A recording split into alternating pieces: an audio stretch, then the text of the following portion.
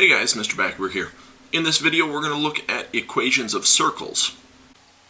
When we're looking at a circle is a collection of all the points that are equidistant from a center point.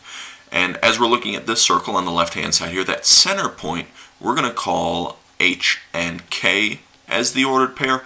And then we've got this other point out on the edge of our circle, which I'm going to call X and Y for my ordered pair there.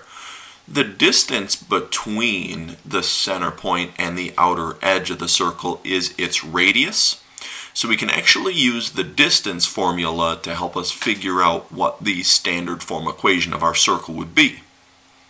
So remember, with the distance formula, we've got a big, long square root, and inside of our first set of parentheses, we're subtracting the x values from our points. So I'm going to go x minus h, but we need to square that. And then we're going to do something similar with the y value. So we've got y minus k, but then we'll also need to square that. And that distance is going to be the radius of our circle. Now, as we're dealing with the standard form equation of our circle, we don't want this square root to be in there. So in order to get rid of that square root, we're going to need to square both sides of our equation.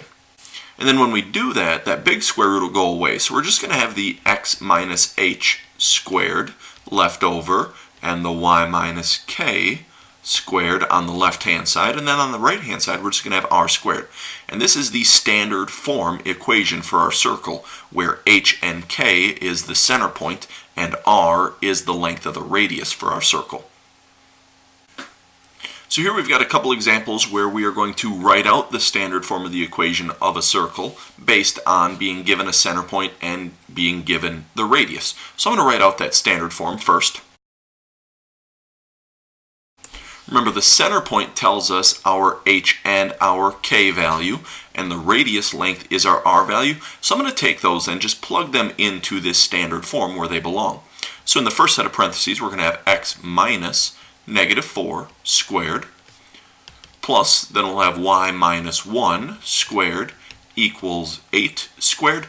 Now I'm going to clean this up just a little bit. In the first set of parentheses, we've got a double negative, which we can turn into addition. So that's going to be x plus 4 squared. My second set of parentheses, there's nothing to clean up in there, so I'm going to leave that as y minus 1 squared.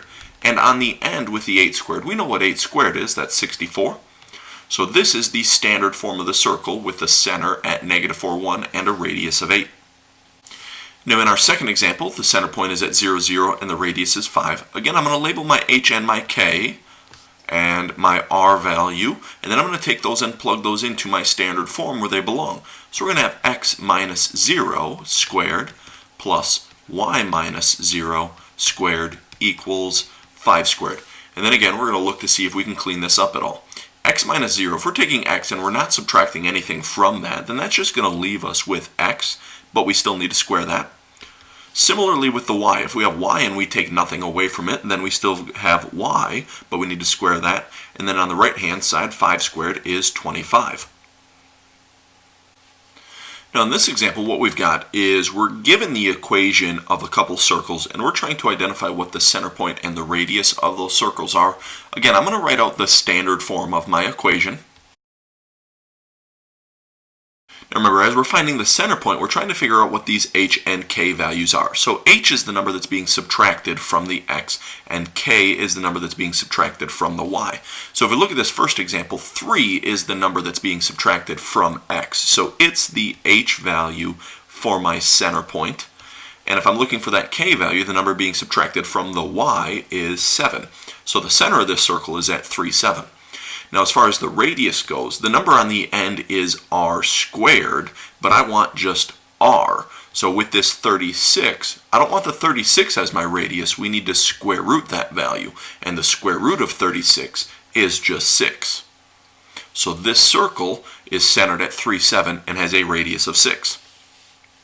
Now in our next example, we've got x plus 2 squared plus y minus 1 squared equals 7. Again, looking at finding the center point, like we said earlier, for the h value, we're looking at the number being subtracted from the x. But here it says we're adding 2. So we have to think about that addition in terms of subtraction. So what's actually happening here is we're taking x and we're subtracting negative 2. Okay, that's how we're getting the x plus 2 in here. So the h value, the number that's being subtracted from the x, is actually -2. Then if we look at the k value, the number being subtracted from y, we've got 1 there. And then as far as the radius goes, remember this number on the end is r squared. So to find the radius, we need to square root this value. Since we're dealing with 7, when we square root that, we just get the square root of 7. That's not reducible at all, so we're just going to leave that value. So this circle is centered at -2, 1 with a radius of the square root of 7. That's going to be it for this video. Thanks for watching.